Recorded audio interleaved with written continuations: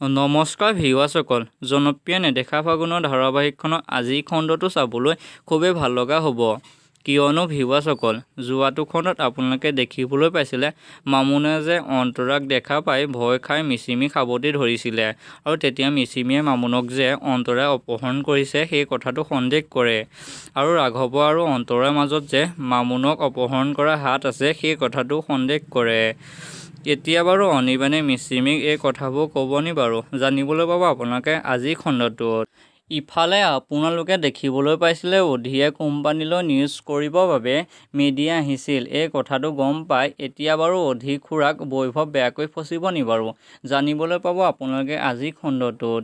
আনফালে আপোনালোকে দেখিবলৈ পাইছিলে অন্তৰাই মামুনে মুখেৰে মাতিব নোৱাৰাৰ বাবে পুনৰ অধিহঁতৰ ঘৰলৈ উভতি আহিব পাৰিলে এই কথাটো কয়। এতিয়া বাৰু অন্তৰাই অভিনয় কৰি থকা সঁচা কথাটো অধিয়ে গম পাব নি বাৰু, জানিবলৈ পাব আপোনালোকে জনপ্ৰিয় নেদেখা ফাগুনৰ ধাৰাবাহিকখনৰ আজিৰ খণ্ডটো।